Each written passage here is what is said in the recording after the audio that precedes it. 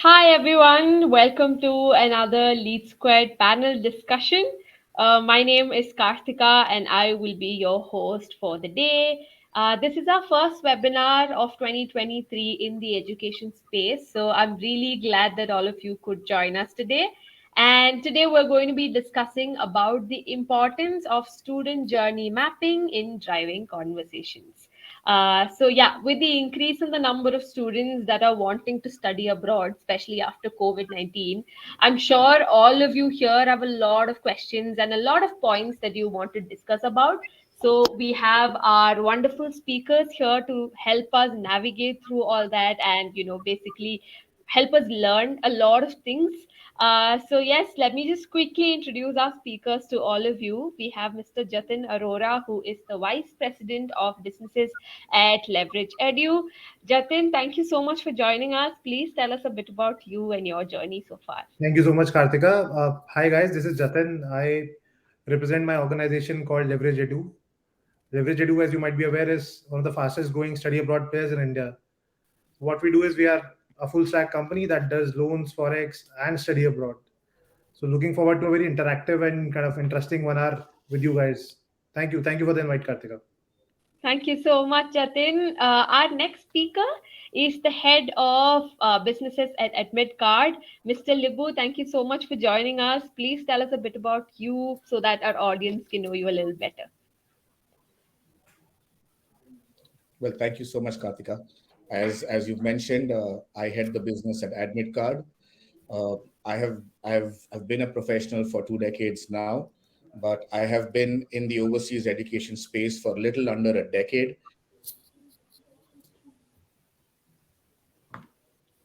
Uh, Seem to have I lost think, yeah, Libu again. I think we lost him. Some technical yeah, glitch, I I would say. it's completely fine. That's the thing with virtual, I'm afraid. So while we reconnect with Libo, let me just quickly introduce our third speaker, Sachit Mehra, who is the Director of Strategic Accounts here at Lead Square. Sachit, thank you so much for joining us today. While we get Libu back on, please tell us a bit about you and what you'll be talking about today. Absolutely. So I just wanted to give you a quick introduction about myself. I think there's some internet connection lost. Kartika, are Yeah. you able to hear me? Yes, I can hear you, Sachit. Yeah. Okay, great. So yeah, sure. Because I think I just lost the visuals for everybody because of some internet issue. But let me just start off with. So I have Sure. around 15 and a half, 16 years of experience into consulting and more importantly, in terms of client engagement, relationship management, business development, and sales. And I've been doing it for almost like a decade, as Libu has been mentioning. Towards the education side, he has been with for a decade. Probably on sales, business development, relationship management, I have been for a decade. I think it's an exciting time for all of us, specifically for Leverage Edu and Admit Card in the study abroad space, because I could see that over a period of time, what I've realized out here is that not only the tier one cities, but also tier two cities and tier three cities, wherein the disposable income is increasing for everybody, probably the demand for higher education, a quality higher education or a quality study abroad education is making a big impact. And I think companies like Leverage Edu and Admit Card has been doing a fabulous job out there. And more importantly, see, again, you have the brick and mortar companies, but the concept of technology, or the technology which is coming in and driving these businesses, I think uh, Jatin will explain a little more when I'll have a lot of questions to him, and probably Libu as well, wherein technology plays a very critical role, and both these companies are doing fabulously well. I know about them because they have been very closely in touch with me on that. But I'll throw more light from the questions which are going to come. But I think the experts have to say much about it. So over to you, Kartika, on how to drive it forward, I would say. All right. Thank you so much, Sachit. Libu, we lost you for a bit right there. So glad to have you back again. Yes, Libu, you were saying a little bit about yourself and about Admit Card. We'd Yeah, love to know. yeah. So as I said, so then I've been heading the business at Admit Card now for some time. Okay, but fact of the matter is that I specialize in the student journey and in the student experience in terms of what a student wants, where the gap is, and how we can fulfill that. So that's where my expertise lies. And AdmitCard has grown, what, 5x or 6x in the last 3 or 4 intakes, which is the last 1 year. So yeah, it's a pleasure to be on board this conversation, and I hope that some of my own understandings could perhaps help some of the participants as well, and we can contribute to making overseas education through technology very successful. So thank you for the invite, Kartika. Of course. Thank you so much to all the speakers. I'm really looking forward to learning from you all today. But before I hand the session over to Sachit, I have a few pointers for the audience as well. So if you look towards the right side corner of your screen, you can see a few options. There are polls, questions, and chat. Polls, of course, we'll be putting across a few polls. Please do respond to them. We would love to learn from you, to hear from you. And questions, if you have any questions throughout this session, please do put it up on the questions tab. Our experts will take them up towards the end of the session. And of course, chat is where you can interact with us, interact with our speakers. And yes, basically, we want to keep the session as interactive as possible. So, yeah, that's all from my end. And if for the best viewer experience, please put your screen on full screen mode. All right. So with that, I think I'll hand the session over to Sachit. I'll quickly pop up to the back end. So yeah, over to all of you. Thank you so much. Sure. Thank you, Kartika. Thanks for this quick invite. I would say this is really good that we have a study abroad presentation coming in and people talking about study abroad and higher education. So to start off with, again, I'm opening up my quick list of questions to Jatin and Libu. Anybody can take a shot on those. But the first question from my side is that the study abroad market is expected to grow more than 6x in 2023, 2024. And being a pandemic, people were actually delaying their movement to study abroad or to higher education to a certain extent. But now with the markets opening up, it is providing a promising opportunity to study abroad. So a quick question is, what are some of the key pieces of information that the consultant should share with their prospects during these initial calls and interactions when they're having like with your students talking to your counselors at Leverage Edu or AdmitCard? It will be great if you can have some information regarding the same. Libu, should I take a shot at it first? Yeah, sure. Yeah.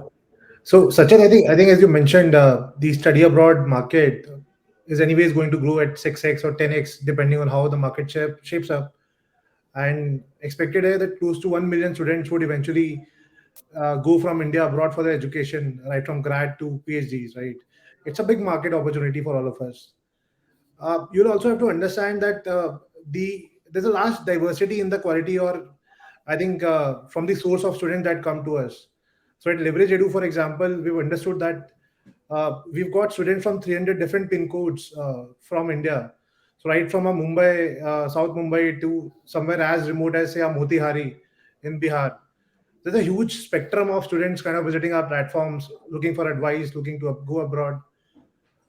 And if I look at it thoda broadly, I think the larger, as a company or as a business, we are in the business of giving advice. That's what we do, right? Yeah. Everything else is secondary. We are primarily a organization or a industry that gives out advice. So I think as you mentioned, I think a few pointers that make the entire experience or the entire student journey far more, I would say, enriching is number one. I think the student has to be prepared not just for the entire admission process, which is just an application, an SOP or an LOR or an offer, but for also the journey abroad. I think it might not happen on the first call, it might happen on the subsequent calls, but I think a student has to be prepared for the entire journey. So we call it discovery to dom. So right from the time of his discovery of the right course, of the right college, of the right destination sometimes, to the time he reaches a dormitory of a university, I think the student has to be mentally prepared for the entire journey. When I say he has to be prepared, I think all these steps in the journey, be it a loan process, be it a visa process, it's a complicated business, Sachin. I think there's so much complexity built in, multiple destinations, multiple universities, multiple processes. So I think a student has to be not just prepared for the admit, but also for the entire journey, which is subsequent. I think that's one. A lot of times, especially in the case of undergrads, we've realized that the family is a key stakeholder in the decision-making process. In the postgrad business, I think students are the primary stakeholder, but I think for undergrads, family also is a big factor. So sometimes we see a lot of our counselors speaking to the student, counseling their parents as to what the student journey would entail. I think that's also a key factor. As I look at it in a broad lens, we're just not sending somebody abroad, right? We are sometimes changing the generations of a student. I think his next few generations are going to change. It's a big leap for a family, and a lot of our students are first in the family as we call it. So they've gone out of India for the first time. So I think just broadly summarizing what I'm trying to say, I think all the players, especially the digital players like us, Admit Card, we exist because we are able to add value. I think higher value than probably that exists in the market, and that's why we are disrupting the entire traditional market that exists. And secondly, I think a student also has to be prepared for his journey post admission. I think it's a long haul right now, but eventually, I believe all players like us would not just be measuring ourselves on the revenues or on the student numbers that we send, but also on the student outcome. So, if Leverage send X number of students abroad, right? How are these X students faring after 1 year, 2 year, 3 year of graduating or post graduating? I think eventually we'll also get to that metric of quality of outcomes of a student. So I think that's about, and I think my friend Libu would want to add. I would just ask one more Yeah. point, and I think Libu and Jatin, you can add to the conversation. What do you feel is the intensity of the parents are? Like you said, there's a first time kid who was going outside in their family. They might be a little scared how it would pan out. So those kind of questions comes to you guys, and how do you address? So that'll be a very good point. If Jatin and Libu, in your discussion, you can throw a little more light on the same. Yeah, so let me take a pot shot at this.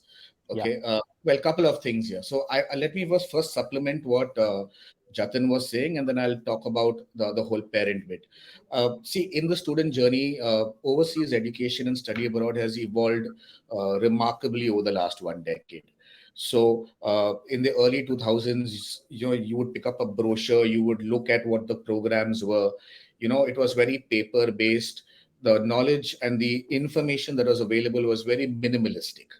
Today there's a lot of information available, for a student.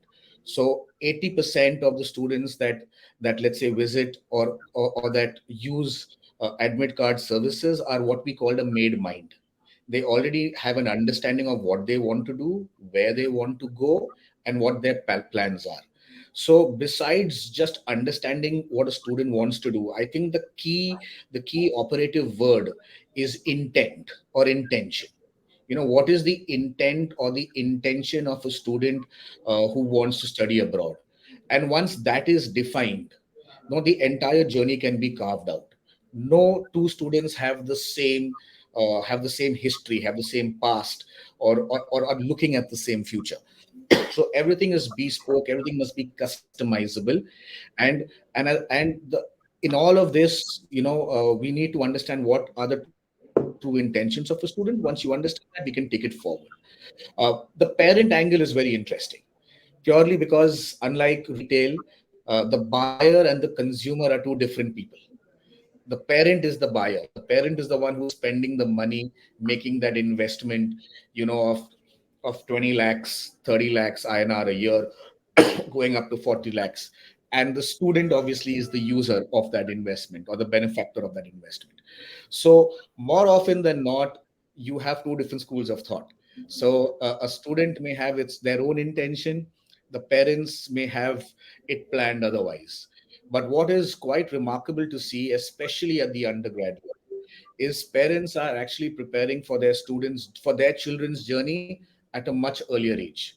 So from the 8th standard, 9th standard, 10th standard, parents are talking about, should a student take applied maths instead of regular maths? Should they take up calculus? Should they take up statistics? The whole concept of profile building. So parents are actually very highly invested at a much more younger age before that undergrad student comes about. So that preparation starts a lot more earlier. Like, for example, you've got to do, let's say, a SAT exam, and that preparation starts from the 11th standard itself. So there's a lot of investment there. So Parents are more higher informed today. It's no more the traditional, studies in terms of just medical or engineering or something of that sort. Parents are now understanding that kids have different needs, different skill sets, and parents are willing to buy to that concept as well. So parents play a very unique, very important role, and more than that, they are actually quite heavily invested in that student journey. Absolutely. I think that's a fair point. I think because the sentiments of the parents are very, very important. I think they are the owners, they are the decision makers, like you mentioned. But yeah, again, I know students would always push their parents to go and accomplish something. They have the, I would say, push from their peer group. But at the end of the day, it's just the parents or the people who are actually spending money to get convinced about security. Because the reason is I've heard a lot of times in US, Indians or probably in UK are getting badged up because that white and black and something of that sort. But again, which makes the parents a little worried about it. But I think the role of companies like Admit Card and Leverage Edu have been actually making it possible to send students abroad. I think, sorry, Is I'm fantastic. jumping in, Sachet. I think I really liked Dibu's argument. The entire industry has evolved, right? So earlier, the entire study abroad market, or I would say industry, kind of operated on a knowledge arbitrage. So we did not have a lot of internet proliferation in India. If I was a student who wanted to apply, say, to 10 universities abroad, I would not know the process. It was very hard for me to figure out the entire mechanism, right? How to file the visa, how to send my fee payment abroad. With, I think, the proliferation of 4G and internet, and with Geo getting everything, knowledge arbitrage no longer exists. So if I'm a student, I can very well, and if I'm a aware student, I can very well apply on my own, get an admit, go to a bank, pay the fee, file for a visa. I can do it on my own, right? So that's why the entire industry also has to evolve to kind of keep on adding more value to the journey. Otherwise, we don't need to be Absolutely. existent, right? There will be a player, or there will be somebody who will kind of disrupt all of us. So I think the kind of value that we need to kind of keep on adding to our student journey is also it's constantly changing and improving, I would say. Absolutely, absolutely. I think a fair point from your side. I would just jump into another question to you guys, wherein I just wanted to check when a student chooses to study abroad, their normal journey from an inquiry to an application and then acceptance takes about 3-4 months. And amidst this, they need to keep with the deadlines, documents, write ups, and everything. So, how can automation and technology support consultants in disseminating information to their prospects? So, you have answered few of the question responses have been there for this question, but I just wanted to know how your technology in Leverage Edu and Admit Card actually helping students. If you can just throw some example, a live example, picking up one student or a one student journey, that'll be really helpful. Such Sorry, kind of, I'll take this up, Devu, in case. Uh, so I think it's just not 3 months journey, Sachet. I think sometimes we have students as young as a student studying in standard 8 or standard 9th who would kind of come to our platform, make an inquiry. He would plan to kind of do his undergrad in the US. He has no idea how to kind of go about doing it, no idea how to build a profile, what exam to write. So I think now, what do you do with a student who is right now in standard 8 and has still 4 years to kind of start applying, or 3 years to start applying to a university abroad? As a company, how do you kind of manage him in a funnel? How do you kind of keep him engaged over the next 4 years? I think a lot of it has to do with I think the kind of journeys we have mapped, at least at Leverage Edu, and I think Lead Square has been of a great use. So we have clearly mapped journeys of every student at every stage. So if a student has 3 years to kind of apply, we would make him an initial call, help him kind of give him a counseling that he would need, and then the entire process, entire touch points are automated. So we would send him relevant content. We would kind of uh, engage with him on a monthly basis, if not on a weekly basis, via system generated content. And I think once he is in the standard 11th, he would become a part of our funnel, which has to be called and kind of help to kind of move abroad next year.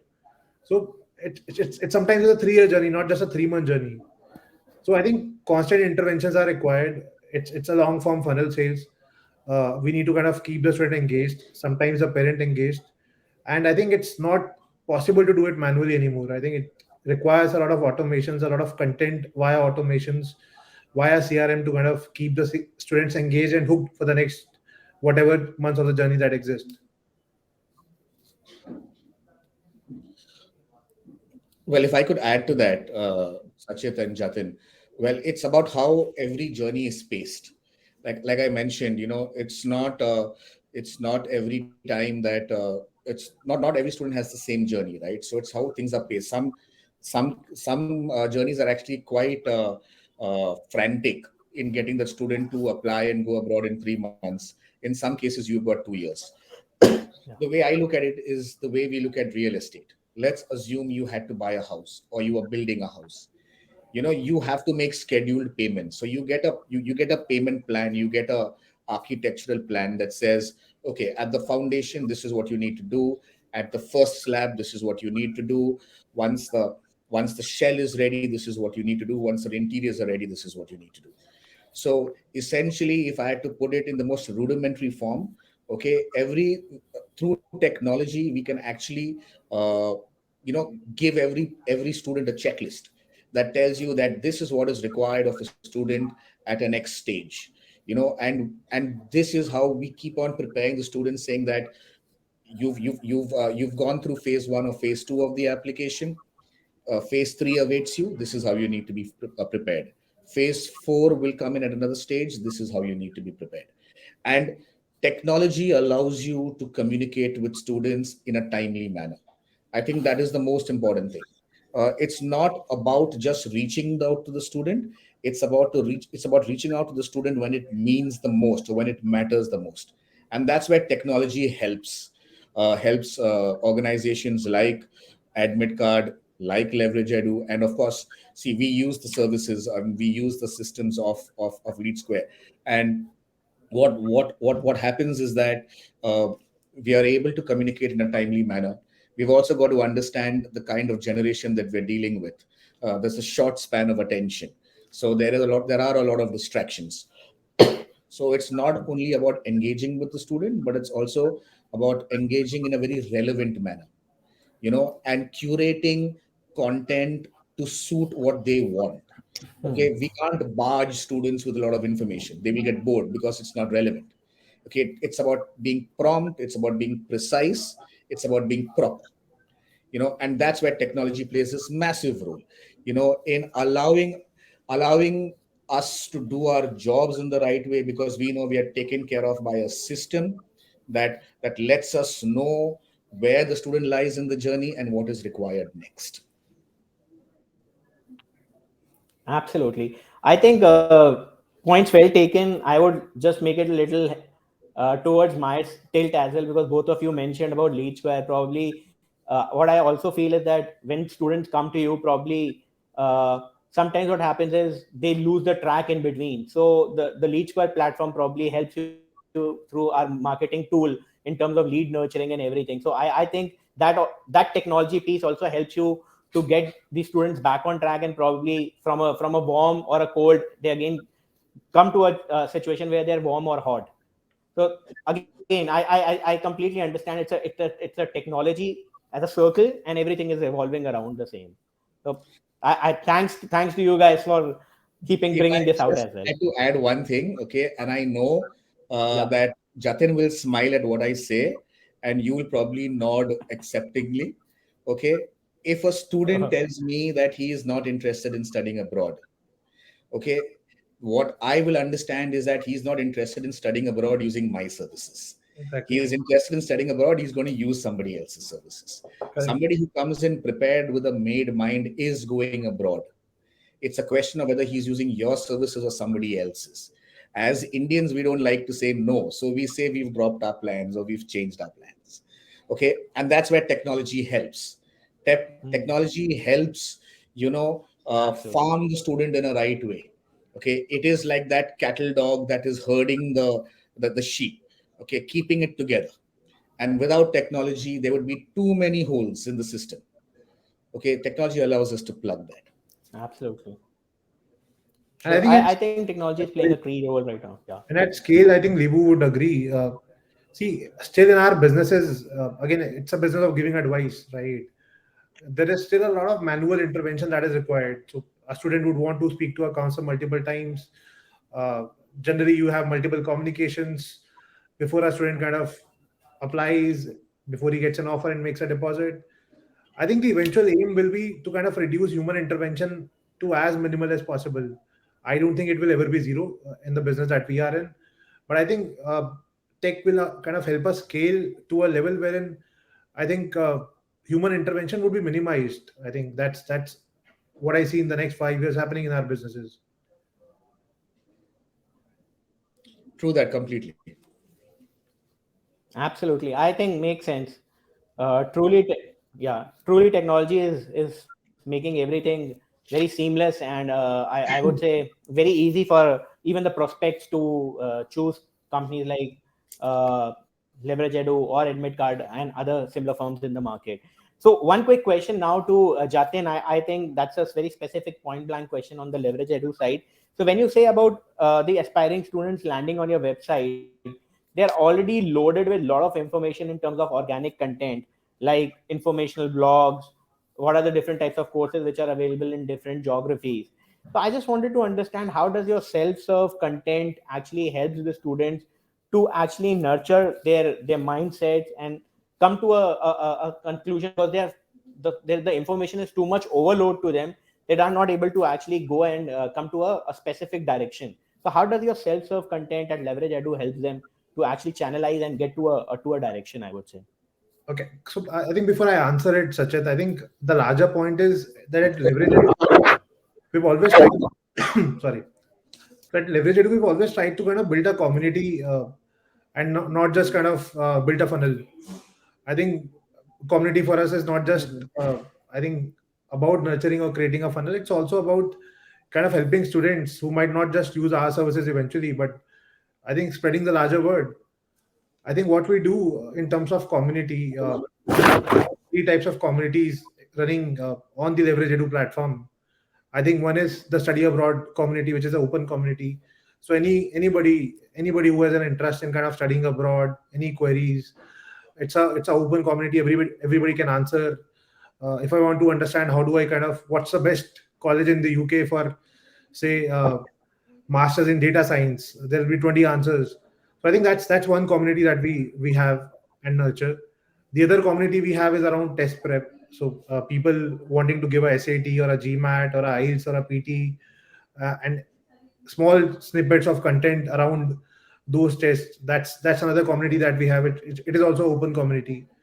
The third community, which I think is has kind of helped us improve our conversion drastically, is the offer holder community. So every student who applies via Leverage Edu platform and say gets an offer, automatically gets added to a close community of that university. So if there's a Manchester University and I'm an applicant, I applied via Leverage Edu, I got an offer. So I would be added to that close group of offer holders for Manchester for that intake. And in that group, there will be university representatives, official representatives of the university. There will be a Leverage Edu representative. It's going to be a closed group wherein I can ask questions around deadlines, around scholarships. I can kind of discuss with people as to when they are planning to travel abroad so that we can travel together. So I think these communities, so right now we are at a 1.5 lakh strong community across these three community centers. I think what it has done is, I think it has, as a brand, it has created stickiness with Leverage Edu. I think our costs for marketing have dropped down. We get far more organic traffic that we used to intake on intake. And I think in the larger scheme of things, and I keep telling this to my team, that the bigger moat in this business is not going to be your partnerships, the number of partnerships that you have. It's going to be the strength of the community that you are able to build. I think we have multiple use cases across industries wherein large communities have led to larger businesses and growing businesses. So we look at it in a long-term form, that community is what is going to be our moat in the next 5 years. Absolutely. And adding to this, I would like to ask question from Lebu, because I was having discussions with Admit Card members, and I think they are very well versed with the expert mentor program and community, because they've been using it very extensively by themselves.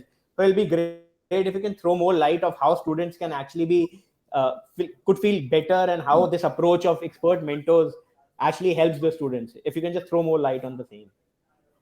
Well, Sachin, this is my pet project. This is our baby. Honestly, this is what wakes me up in the morning. This is what doesn't put me to sleep at night. Well, a couple of let's look at a couple of realities. Okay, a couple of true facts. Okay, most so-called student advisors or counselors in the overseas education space in India. Okay, whether it's your traditional brick and mortar or otherwise, they have not left their district or their state. Forget the country. Okay, and they are advising people on where to go, what to do. Okay, they've never traveled. Most of them have not traveled outside India, and they're telling a student about, let's say, Chicago or Sacramento or Dublin or Munich. It's unfortunate that the information that we're giving is what is written on a piece of paper. It is not realistic. So this is where we need to change things a little bit. For us, it's about my student advisors being facilitators of the journey. They are the ones who are grafting the whole concept.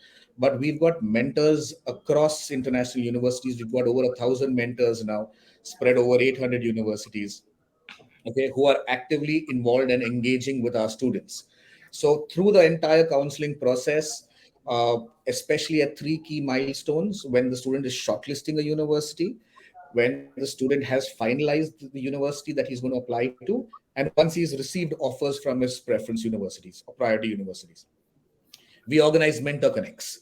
So this is basically a student who is already at that university of choice, perhaps doing the same program, and they're talking, they're having a conversation. Okay, how is the study experience? How is it to be on campus? Will I get part-time jobs?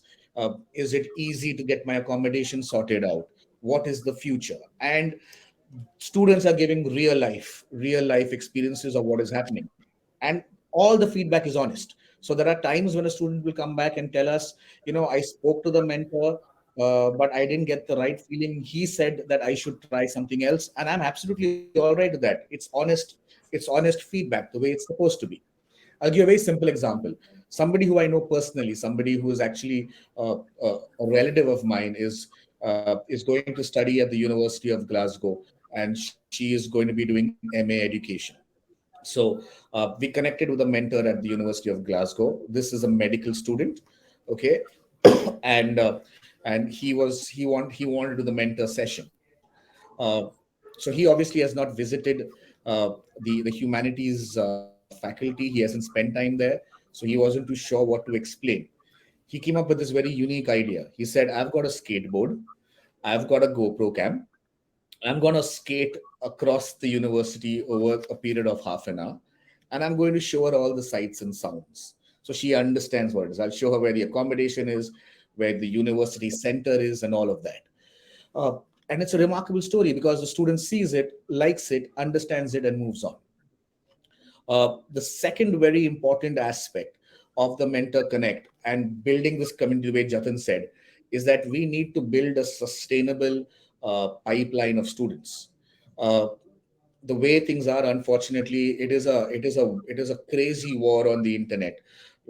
Trying to advertise on Google and other social media platforms. Uh, I mean, the cost of a lead is ridiculous. And it's not a sustainable model. Okay, if organizations like AdmitCard and other like-minded organizations like Leverage Edu, if we need to sustain and grow, we need to grow organically. And the best way to grow organically is by Absolutely. building this whole mentor network. Okay, that sustains. It is a referral-based business. And so my current students will become my future mentors, and that Absolutely. is build that channel. So the Mentor Connect works in multiple ways, not just about giving honest feedback to parents and students, but giving honest feedback about the university to us. So we have students who actually tell us a lot more about the university once they are there, okay? And obviously helping build a sustainable pipeline. So that's in a gist what the Mentor Connect does. Honestly, I could speak for a lot of for hours about what it does, but if I had to encapsulate it, this is what it does. Absolutely. Pleasure getting your viewpoint, Libu, on the same. One quick question to both of you guys is like, again, when this discussion starts, with a prospect or a student, probably a counselor from your teams plays a very critical role, because he's the first point of contact, talking to them over phone, convincing them, or understanding what is their requirements. So what do you think are important factors a counselor should actually look into, or what are the key, I would say, KRAs for the counselors to actually be aware of when they're going into a discussion with a prospect? And if you can just throw more light. I know it's a topic wherein it's about counselor, it's not about study abroad, but it's again a piece of study abroad which is very, very critical for Admit Card as well, and for Leverage Edu as well. Well, I'll take that up first. I mean, Sure. counseling is at the heart of study abroad. You take that out, you don't have a product. Okay, so I mean that's what it is. Well, see, again, this is where technology comes in, right?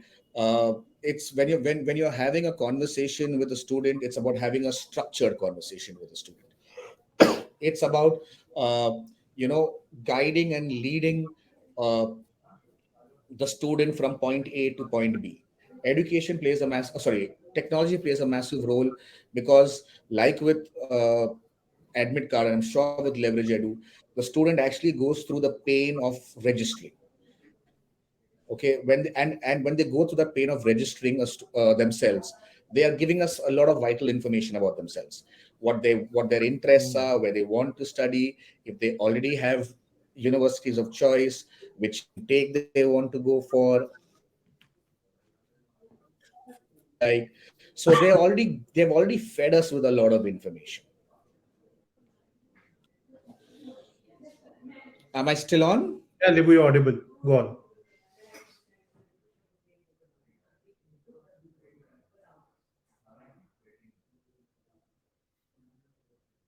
I guess we've lost people there, Kartika. Yes, I agree. I agree. I think we. Anyways, I'll take that up till I think these guys join in. Sure, I think definitely my that friend would be. Viku mentioned, I think counseling is actually the core of the entire business that we do. As I've kind of iterated multiple times within this discussion, that we are into the business of giving advice. I think the quality of advice that we give is what kind of separates us from, say, as another player, right, in the market. I think what tech has been able to do is it's been able to standardize the quality of advice that we can give out. So understand that at scale, once you have 500 counselors, a lot of them. Sorry, am I still on now? Yeah, you're back, Ribu. I think. Go on, saying something.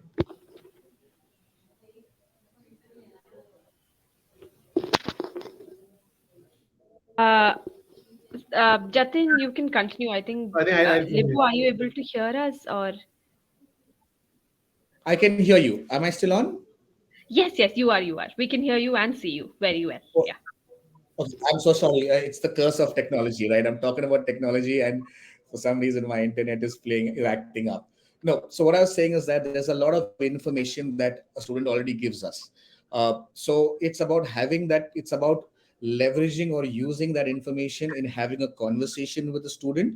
So it's about already knowing what he wants, and then using technology or the leverage platform or your own CRM, okay, to then uh, guide that conversation through to help the student kind of finalize what he wants to go with first. So again, without technology, we would be having random conversations, okay, which may not be structured, and maybe we will not get the desired outcome out of that counseling session. It's not about how long the counseling session is, it's about how effective it is. You could have an effective counseling session literally within 15 minutes if you use the information available to you in the right way. And I think Vibu, what I was trying to say was that again, the quality of advice that a counselor would shell out needs to be both standardized as well as customized to a student. I think it needs to be a mixture of both. You can't just have standard advice given out to everybody, but at the same time, you also need to kind of sometimes customize your counseling to probably suit somebody's specific needs. So I think what tech has enabled us to do is to kind of ramp it up at scale. We are able to kind of standardize a lot of conversations. Say you have 500 counselors kind of doing 2000 counselings every day. how do you ensure that the counseling quality is kind of maintained and represents the brand that you kind of want it to? And at the same time, it's also kind of solving the actual need of a student. So I think tech has kind of helped us scale that up. We get real-time feedbacks of our students on the quality of counseling that they've received. We kind of are able to pass it on to the counselors real time. I think that's a big loop that has helped us improve our overall counseling. No, yes, definitely. I agree to that as well. But I think Sachit has actually disconnected. Meanwhile, if it's fine with the both of you, Yeah, can we take up like a few questions from the audience yes, so that why not? Sachit can join back? All right. Okay, so I'm just going to Absolutely. quickly take up a question from Kedar. He asked, what role is technology playing in Leverage Edu and Edmicard to help students? I think that's kind of what we just spoke about as well. But if there's anything more you can add to specifically, what you're doing in your respective companies, that would also help. Um, Shall I take that up? Yeah, Libu. sure, Go. definitely. Yeah. Yeah. So, technology it acts as your entire spine in the whole journey. Okay, so that is perhaps the easiest way to put it. Uh, we are still in a human business because you have counselors. There's a lot of human interaction, but technology uh, allows you to handle your business more efficiently. I'll give you a very simple example. Okay, you can use technology remarkably to, let's say, a feedback mechanism. Now, most traditional players in the market have devised CRM systems and operating systems, but most of these systems are designed to suit their own internal needs, and is to create a process protocol. Okay, but those do not necessarily serve the needs of a student. Something as simple as acquiring 360-degree feedback from a student, okay, can be driven through technology. So let's assume that a student has had a counseling session. Okay, this counselor has spent half an hour. We've discussed all the details. Okay, how am I to know whether the student is still interested in my services? Through technology, through a very simple process. I can shoot out a WhatsApp message to him, or an email to him saying that you have spoken to Libu, who was your counselor. You have discussed this. Okay, are you happy with the experience? Were your questions answered? Uh, is there anything else that was missing that we can kind of fill up? Okay, if everything was great, fantastic. Should we send you a short list of universities? uh, uh, Here is a link, please upload your documents here.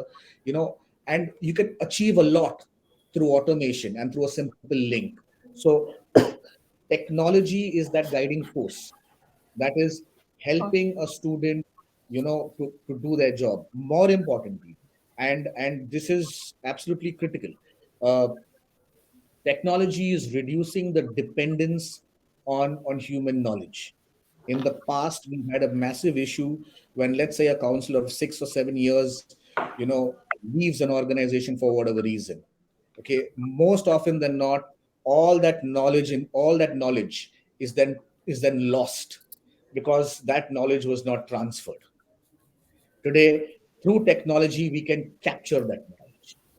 I am Absolutely. able to train our students better, train our counselors better. Counselors have more access to information. All of this is technology. At the end of the day, getting a counselor ready from that so-called orientation phase to the nesting phase is made far more simpler to technology. So every stakeholder wins. A student wins, the counselors win, the business wins. Universities today are astounded by the use of technology, especially by Indian consultants, because they are still quite rudimentary in the way they do things and quite manual. So you have a lot of universities today who are adopting consultant devised or consultant designed technology to actually improve their businesses. I So, think I mean, Agree. if I sum it up, without the use of technology and the right technology, we might as well be in the Stone Age and act like cavemen. Of course. Very well. uh, So Kritika, Jatin, sorry, Kartika, I think I just missed out. I just logged out. Which typical point we were on? no, Still on the topic? we were just taking up a question from the audience while you were Okay, gone, Sachin. Yeah. absolutely, no worries. Jatin, would you like to add something to I think that about the role of technology? correct. Just supplementing what Libu just mentioned. See, in the entire relationship or in the entire journey, there are three critical stakeholders, right? The most critical being the student, the second one being us, the kind of intermediaries, and then there's university at the third side, right? I think what tech has been able to do is to kind of get all three players on a single platform and kind of reduce information asymmetry between all three of them. I think that's what tech has been able to achieve. I think 10 years back or a couple of decades back, the kind of information, I think lack of information, I would say, that existed between, say, an intermediary like us and the university, and between a student and us and a student and a university. I think all those gaps have been greatly reduced by the use of tech. Definitely. No, Absolutely. completely agree to that. I think tech is kind of the way forward, and if we will have to implement technology when it comes to almost everything in our life, I'd say. But yeah, that was the answer to your question as well, Kedar. I hope everyone's answered the question. So, Sachit, over to you. You can take it forward. Sure. Yeah. Thank you. One quick question to both of you guys. When you talk about the role of student journey mapping in driving more conversations, what are some of the activities you actually map to achieve the goal? So here, I just wanted to understand, how does a CRM helps you to track those opportunities, close those opportunities, and get more conversations going for you? So I just wanted to understand how this CRM platform actually helps you out. I would say there is more specific understanding how the CRM fraternity looks like, but it's good to hear from both of you of how you have leveraged a CRM platform and got results out of it. I think there are multiple ways to it. Sorry, Libu, I'll take this one. I think there are multiple ways to look at it, the role of a CRM. But I think for us at Leverage, the biggest positive has been the usage or the kind of efficiency of a CRM like Lead Square in kind of driving our communities. So how it works is, so if a student kind of reaches out to us via our platform, he downloads our application, he joins our test prep community, right? So all his activities kind of trigger an activity on the Lead Square. So if I'm a student, I have kind of liked a particular university, or I kind of, so by the way, we also have a parallel process wherein a student can himself apply to a university and get a shortlist without any manual intervention at all. Hmm. If a student is kind of aware enough or smart enough to kind of do it on his own, our system allows him to do that. So what a CRM like Lead Square allows us to do is, it kind of gives us a pop up or a intimation that a student has made XYZ activities in the community page or reached a certain milestone, and that's how I think the counselors kind of counseling that student are made aware of and kind of customize their advice accordingly. So that's I think one big takeaway from Leverage Edu's success of the community page. I'm sure there are multiple more. And Libu would want to kind of add on to it. Well, there's another problem. There's sometime a problem of too many choices. So we are quite peer group driven. Okay, that's how Indian society is. A student typically starts, with applying to, let's say, 4 universities or 5 universities. Then he comes back stating that no, my friends apply to these universities, so I need to apply there. Then there is that Tauji who has an opinion, so then you need to apply to another place. So eventually it comes up to about 10 or 12, you know, 10 or 12 choices that a student needs to make. So another fantastic use of mapping a student or using technology, okay, is to understand priorities and preferences of a student, and also probability. So whenever a student makes an application, we identify what are his preferences, what is preference one, preference two, preference three, and we use that tool to then speak with universities, ask for offers, help the student accept. and it works both ways. So a student can change their priorities at some point in time. You know, I got an offer from the university of my choice. I didn't get a scholarship. Okay, I got an offer from another university where I did get, let's say, a £5 scholarship or a $10,000 scholarship. My priorities and preferences change. Now, again, through using technology, through a simple click of a button, okay, this information is then communicated to the counselors, and then they can act accordingly. So it's not just taking the student from one stage to another stage in the milestone journey, but it's also constantly understanding what their preferences are, where their priorities lie, and then helping them with that. So I kind of hope that answers your question, Sachin. I think, yeah, it surely answers the question, because at every like what Jatin mentioned about Reach Squared CRM platform. Again, these are places wherein we help companies like Leverage Edu and AdmitCard to move one step forward. And probably, I would not say only Reach Squared, but all the CRM platform. But thanks to Leverage Edu and AdmitCard, they've taken Leech Square as a platform of choice, and probably providing such insights to us from their experiences. One quick question which I have, and this is basically what is happening, that because of the pandemic, probably, and after the pandemic, what I've seen, and it is there in the past as well, what is happening is the most important expenses for the students is tuition and accommodation. But in India, we are recently seeing foreign universities coming locally within India, and providing options of studying within India. So what is happening is the tuition fee and the accommodation cost is going down. And probably, if I want to throw some more light to it, I've seen many educational universities saying you study in India for a 3 year course, 2 years out here, and probably come for 1 year. Now it impacts the parents as well, the students as well, because they're saving a lot of money. Because when they're paying tuition fees and accommodations, is it in dollars or euros or something of that sort, which is significantly higher.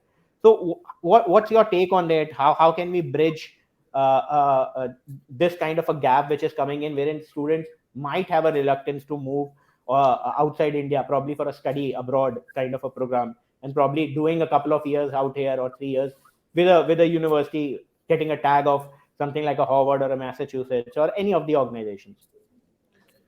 Uh, should I take this one, Libu? Sure. I think Sachit, I personally do not believe that. I think these two are basically different segments, right? A student who wants to go abroad to study, I think, does not just do it for the university sake or the title sake or the degree sake. The ambition is to kind of settle there, kind of work there, get his ROI done, and a lot of times the objective is also to kind of get into the PR zone. Unfortunately, the study abroad market in India uh, has been, I would say, it's an unfortunate incident that the primary objective most of the times is not just to kind of acquire education, but it's to kind of settle abroad. So that's one. Secondly, I think foreign universities setting up campuses in India is an idea which has existed, I think, among the circles for a long time. It's still not matured, but I don't think this will have any impact on the quantity or the volume of students going abroad. People go abroad, number one, as I said, primarily to kind of settle there, but also to experience the life outside, right? To understand, meet, kind of have diversity in their lives, which I think will completely be a mess when it comes to campuses in India. Yes, there are providers that kind of have those pathways courses or 1+2 or 2+2 courses kind of, but again, there's a different market for this. I don't think Okay. the markets overlap, and the study abroad market will continue to grow. Yes, the traditional destinations like Canada, UK will become more stringent in terms of letting in a certain quality of students. But just by the sheer size of numbers of India, I think the overall top line has to grow. Okay. I think very fair point, because the reason is I think these are separate markets, have separate demands for them. So I Correct. think they might not even overlap. Good to hear from you, Libu, as well, on your thoughts on the same. Yeah, so quite similar to what Jatin is saying, actually. See, the point is that these so-called twinning bridging program concepts have been existing for quite a while, so it's not a new concept. I mean, I don't want to name names of people who've tried to endeavor doing it, okay, but it has. But there hasn't been too many takers. because there is an experience involved. Okay, and also when we look at there is definitely a saving, but let's assume I'm willing to cough up 80 lakhs for a 4-year undergrad program. Okay, and I can do 1 year here, and I can, let's say, assume save about 15 lakhs. The reality of the matter is that somebody who can afford to do 60-65 lakhs can also afford 80. So if I can do that, I might as well send my student for that experience. Okay, the whole concept of studying abroad is about being in a diverse melting pot. That is one of the key factors. So I'm not trying to diss the whole bridging concept. Okay, neither should we ignore it. There has been a lot of talk about foreign direct investment into into the university sector and international universities coming about. It's definitely there. I'm 100% sure at some stage it will be a reality, and there will be a market for it. But India is such a vast geography. The number of students passing out and the incremental number of students passing out would mean that yes, this segment of domestic come international education will open up. Having said so, it will have no impact on the overall numbers of students studying abroad. Also, the key factor here is the ability of average middle class parent to incur those spends as well. Okay, today we have cases. I mean, let me be honest. I couldn't afford an international education because my father was a teacher. He earned 20,000 rupees a month. That's what he earned. That's the family from where I came. But today we have parents who, or a father who's earning 40,000 or 50,000 rupees salary, is able to obtain a education loan at a fair interest rate. And actually send his student abroad to study. We also need to understand one more thing: the acceptance ratio of good Indian universities versus the acceptance ratio of international universities. The acceptance ratio of an international university is still higher than that of an Indian university. It's difficult to get into a good Indian university. It's a struggle. You have to give a joint entrance exam. You got to give a CAT exam. You got to give another exam.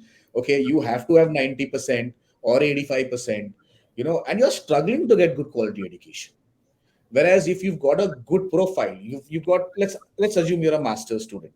Okay, you've done your undergraduate studies, you've done decently well, you've got relevant experience. Even if you've scored 65 or 70%, you actually can go to a good international university, because they don't just look at your marks. They look at what you've done and how you can contribute. So the educational concepts are quite different. And honestly, even with these twinning programs and bridging programs, uh, I fear that the ethos will still be very Indian, which is restricted to academics. Correct. Absolutely. Hence, there will be two different. There will be two different always. Just one pointer to this, Sachin. I think history has shown us that there have been a couple of use cases, Malaysia being one, Dubai being the other, wherein actually the governments have invited foreign universities, top universities, to kind of set up bases. But the overall volumes of students going from Dubai to, say, a US or a UK, or a Malaysia to a US or a UK has not dipped. It's only grown, right? So, and the same is going to be the case in India. I think it's only going to compete with top Indian universities, private universities, rather than a study abroad kind of a segment. Got your point. I think these are different spaces wherein different kind of students will fit in depending on their budgets, what you mentioned, depending on the pockets which they have. And probably fair point from Libu that even a 40,000 or a 50,000 earner probably will send his kids to study abroad, because if he does well, the quality of life, the quality of education is good, and probably the kind of interest rates and the loans and everything is very accessible at each level, and it is very easily accessible, which was not there. So I think these things will help in study abroad programs and in a market for this. And adding to this again, what I would like to get your viewpoints is that I know Leverage Edu and Admitcard have done really well in 2021 and 22. Probably I think Leverage is clocking more than 100 crores of revenue, and Admitcard has added more than 66% of their workforce across the teams. So just want to understand for 2023 and 2024, or even for a mid, I would say a medium term outlook for the next 3 or 4 years. What do you think would be your growth paths? If you can share some information, I don't want any confidential information, but what do you think would be your strategy, or some high level plans of yours which you can share on this forum? It'll be really helpful. Well, I'll just give you a little bit of an insight. Okay, uh, I'm doing two things as we speak right now. One is making a 3 and a 5 year business plan. Okay, where we are talking about the top line and the bottom lines. That's one project that I'm working on right now. Besides the rest, and the second aspect is that close to 3 hours of my day are actually going in conducting final interviews of student advisors. Unfortunately, I'm quite picky. I pick every single business employee in the organization. Okay, we've already grown phenomenally well. It's been like a 6x growth, 21 to 2022. 2023 is just going to grow. It's going to be larger. Okay, so we're looking at a 10x growth, but it's not a dream. It will be a reality. Okay, that's because that's what the demands of the market are. Okay, along with that, we are obviously building and scaling up our infrastructure, and infrastructure not only in terms of building our tech bandwidth, but also the human resource bandwidth. Uh, as we have to align essentially with the growth structure or the growth trends for India. Okay, if India is going to grow at 6x to 10x, then we have that's the minimum we should be doing, because there's a market for everybody. It's how you engage with your client and then build that market. I mean, that's the little two bit that I can give you about what is the future and how we see our success happen. Good luck, Libu. I would say again, I think Admit Card would certainly have a good growth path, and we echo the same what you are mentioning, and probably you guys grow, we grow. And Jatin would like to hear from you as well. I think the only number I can mention is that we will be touching 100 CR of top line this financial year. So that's one. I think what the coming year entails for us is a couple of projects that I am working on. Firstly, we would want to diversify. I think not just the destinations, but also sources. So we plans to launch a couple of. So we've launched Nigeria, which is a decently performing market for us over the last 2 quarters. So we're launching a few countries. We've got a lot of organic traffic from those countries on our platform, on our community pages. So that's one. I think what we're also trying to experiment with is something of an experience center. We realize that certain markets still exist in India wherein a face-to-face interaction eventually helps in a closure. So we're trying to kind of pilot with a few offline experience centers. All our backend function will be in our head office in Noida, but I think we'll have a few hybrid centers across India in the next year. Okay, I think fair point. Just want to add, if Lead Square be a part of it with your growth journey, I think that'll be great for Lead Square as well. I will not take that pie, but we'll try to collaborate and be a success story for us as well. It's not only about Admit Card, but Leverage Edu as well. So that's the type of questions I have. Kartika, if you have any questions, or if there is any questions coming from the team itself who's there online, probably we'll be happy to take those questions and share our inputs. Of course. I think we are really,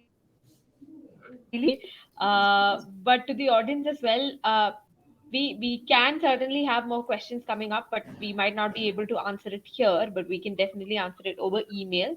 So if you have more questions, please do send it over an email to us. We can definitely take it up. And if the speakers are okay with taking up maybe 2 questions, then we can go ahead. Otherwise, it's completely fine. If it's all right, great. So with a go ahead from both our speakers, I think I'll quickly take up a question from Fatima. She asks, how do you get a candidate to give their GMAT or GRE test as soon as possible?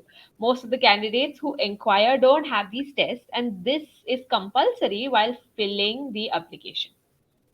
Okay. It's a very interesting question. Okay, I'd like to take this up. Okay, Surely. because and the reason why it's a very interesting question is because there are two completely different schools of thought here.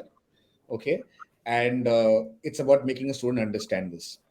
Now we work very closely with ETS. ETS is the body that administers GRE, and we work with the GMAT folks also quite closely. Now there are two aspects to this. The first aspect to this, okay, is that a lot of US universities, for example, have now waived off the requirement of GMAT and GRE.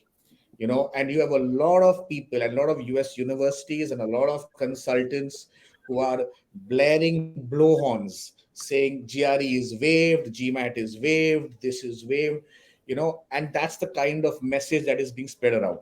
So in a lot of markets, especially high risk markets, the focus is moving more towards getting admits to universities where GRE and GMAT are not compulsory. But this is not the reality. The reality is that a GMAT or a GRE score has its full value.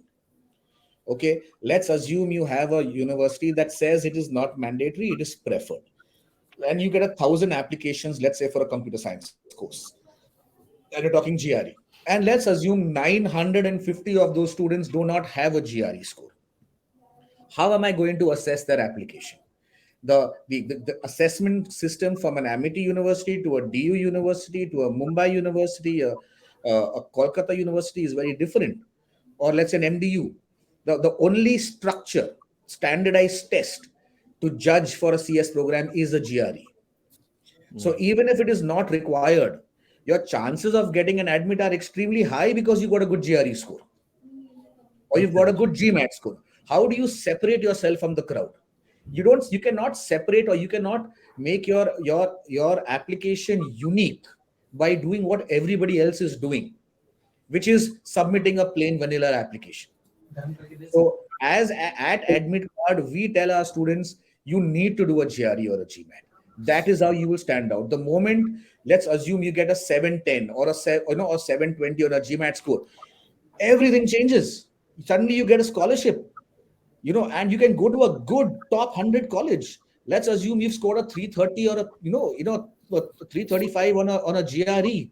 Your entire world changes. It becomes cheaper to study because you get scholarships.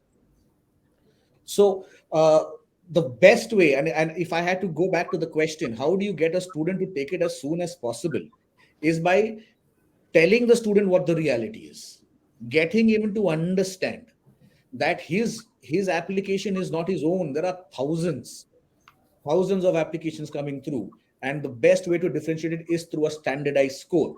That is why IELTS, SAT, GRE, GMAT play an important role, because you could be from Venezuela, Vietnam, the Middle East, or India. That score is the same for everybody, and you don't have to bother about what your GPA, CGPA, or your percentages. Agreed. Definitely. I think that is the standout that's going to be there for all the students as well. Jatin, would you like to add something to it? By and large, I think Vibhu's just what I'd taken out words from my mouth. I think it's just about making the student aware of what the reality is. I think a lot of students, it's a large market, right? You have a lot of miscommunication going around that do not give IELTS, do not give PT. There's an IELTS waiver, there's a GRE waiver. I think it's just about making him aware what he stands to gain in case he gets a good score or a decent score in these standardized exams. Definitely. I think both our speakers have spoken in unison when it comes to that point. In fact, Kartika, I would like to highlight that I'm just remembering my old days in 2000, somewhere around 2009 or 10, when I had a GMAT score of 712 out of 800, I think, at that point of time. So I was very happy that I'll probably get some scholarship and go out, but unfortunately, I got married. I wanted to do some kind of like I've done my MBA, but I wanted to do something more. Wanted to go out, but situation. So, but I still remember that 712. Yeah, there's still times, but yeah, now it's not the right time, I would say. But still time, I would say. Of course. All right. So I think we can take up maybe one more question and then we can wrap the session off. I'll quickly read the question. Meanwhile, Lipu can come back on. Oh, I think Lipu has disconnected as well. So I'll just quickly take up that one question as well, which has been upvoted by the audience. So there's a question from Udisha. I think I'm pronouncing that right. Can you throw light on how to push the candidate up the funnel? With what hurdles do you face once a candidate has entered the funnel, and how do you overcome those? When it comes to interaction with the candidates, which mediums are performing best for you through the funnel? Okay, so I think I'll take this one up. So I think there are broadly two categories of student who enter our funnel. So a small segment is the highly aware, highly efficient, highly proactive breed of students who are on top of everything. All they need is, I think, a good detailed understanding of the process, and they are on their own. They need not be reminded of deadlines. Unfortunately, it's a small number. If I were to kind of put a number to it, less than 20% of our students would behave that way on our auto mode, right? Unfortunately, a large portion of our students who are in our funnel, I would not say need constant push, but I think they need constant engagement. I think a lot of our students see India is a market, it's a PG market, right? A large proportion of the students going abroad are for PGs. That means a lot of these students are working professionals. And with working professionals, there's always a paucity of time, there's a paucity of bandwidth. So I think one way that we've managed to kind of improve our tats from stage A to stage B, improve our conversion from various stages is via constant engagement, both manually and with the use of tech. So there's this constant. So if I'm a student who is suppose shortlisted 5 universities and uh, I've not been able to connect, the council has not been able to connect over the next 2 weeks. So I think a constant flow of information, of deadlines, of scholarship deadlines is what kind of keeps the student engaged. That's one way of pushing the student. uh, I think the other way also is to improve our quality of counseling. I think I think at the stage one or stage two, if the counselor kind of makes the expectation set right, I think that also reduces the overall tat of the entire journey. So I think those are broadly factors. I think use of tech being one, and regular constant engagement being the other. Uh, when it comes to which mediums are best for you, I think at Leverage Edu, we have an in-house CRM. We also use Lead Square, but I think we also have a counseling platform. I think uh, all our calls are recorded either via Lead Square or the in-house kind of a CRM. But what mediums are better? I think it depends. For postgraduates, I think what we've realized is an email communication works the best. These are guys who are working, say, 9 to 9 in the evening. Uh, and for undergrad, I think a video call kind of a model works best. Of course, so it also depends on the age group and the channel that you use as well. What we've tried doing is we've tried doing video calls, video counseling sessions with parents and the students, especially for undergrad folks, and that's been a good, efficient way. Of course, I think it's a little more convincing because it is kind of a vulnerable year of life. Yeah. Libhu, would you like to add something? I'll add another point here. Sure. the the geography also matters. So the mindset. So India is so dynamic in this in its landscape and the way it is that with every 50 kilometers the mindset of people change. And it's so true in education as well. There are certain geographies that are so attuned to wanting to study abroad. Managing them is completely different from, let's say, another geography. So I mean, it's a well-known fact. It's in the DNA of somebody, let's say, from the Punjab region or the Haryana region, to want to explore opportunities in Canada. It's in their DNA. So their expectations are very different. They will come up to you saying XYZ, mujhe to jana hai. You figure out how I'm going. So dealing with that student is completely different, let's say, from dealing with a student from Mumbai or from Bangalore or from Delhi or from Chennai, who are more discerning. So they have a lot more questions, a lot more doubts, a lot more expectation setting.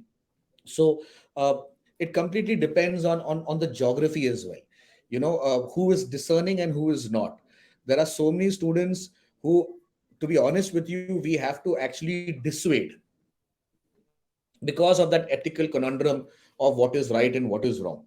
So we actually have to set aside a lot of students I think we've lost. We Yeah, lost his voice Libu. actually. Yeah. Yeah, we can hear you again. Okay. No worries. All right. It's okay. So I hope that answers the question as well. All right. So I'll just quickly try getting Libu back on board. But meanwhile, I just wanted to tell to the audience as well. If you have any more questions, please do send it to us. We'll try to cover them as much as possible. And also to our audience and to our speakers, thank you so much for joining us today. It was a wonderful session. Very, very, very insightful. I can definitely say. Yes, I see that Libu is back. So I'll just quickly add him on. But otherwise, yes, to the audience as well, we have put up a couple of polls, and I know that a lot of you have interacted to them. But if you have not already, please do interact to them. We'd love to hear from you. And Uh, one thing we'd like to add, in case if there are any questions, I think we can just get them collected and probably post them to, or shoot an email to Jatin and Libu. Probably they can just share some notes or insights out there, and we can then distribute it to the respective people. I think that will be really helpful. If I think Jatin, that's fine with you as well. If there are any questions from the audience, Works. great. But I think it's a very nice session. I think we got a lot of insights in terms of study abroad, the market, what are the different facets, how does the student journey looks like, what is the role of a counselor, especially technology playing a critical role. And I think most of the points were covered, and a lot of insights for the audience as well, for us as well. And I think I wish good luck to Jatin and to Libo and to the Leverage Edu team and the Admit Card team, that they grow and probably we grow together with them. of course, yeah. All the best to Lead Squad as well. I'd like to add that. Sure. Thank you. uh, All right. So once again, yes, we did have a few hiccups when it came to the internet, but overall, I can attest to it that it was a wonderful session, and I'm sure our audience agree as well. Any closing remarks from Jatin and Libu? We'd love to hear from you. Well, for me, all I would want to say is that it's been an enjoyable journey. Okay, and anybody who believes that you are like-minded, and would want to, work with Admit Card at some level or the other, just associating, brainstorming, benefiting from each other's services, more than happy to collaborate. I believe one of the biggest problems with the overseas education industry is that there isn't enough cooperation and collaboration to make it better, to improve it. So if there is a way in which we can combine our strengths to improve the student experience, you know uh, Admit Card is very happy to collaborate with such people. Look forward to many such interactions, to help build a better experience overall. Thank you Thank so you. much, Libu. Jatin, anything to add? Just I think it's been a good 1 hour of interaction, and I think I've kind of found a few insights to take away from this session. Thanking you all once again. I think feel free to kind of connect over LinkedIn, over email. Kind of happy to speak to like-minded people. Thank you. Of Thank you, course. Jatin. Thank you, Libu. Thank you very much. Yeah. Thank you. Yes. All Thank right. you. So, Sachit, if you have anything to add, or we No, can just wrap no, I up the think session. it was a very fabulous session. As I mentioned, again, a lot of areas covered, a lot of insights provided by our experts. I think these are good points for us to take away, probably. And again, connecting with like-minded people like Jatin and Libu mentioned, and probably have more sessions like this if required. Probably people from their teams could also come up and Of course. speak in different sessions. So probably that'll be a very good way of interacting. So something like if we have any forum on technology part of it, probably technology is playing a very critical role in study abroad. So we can pick up people from their teams, head of technologies, and probably they can speak more about it. So I think overall a very good session. Thank you very much. Thanks Jatin for your time, and Thank thanks you. Libu. Same here, likewise. Yeah. Thank you. All Thank you. right. Yes. Thank you so much, everyone. It was a Thank wonderful you. session. Thanks again. Thank you. Have a Bye bye. Bye.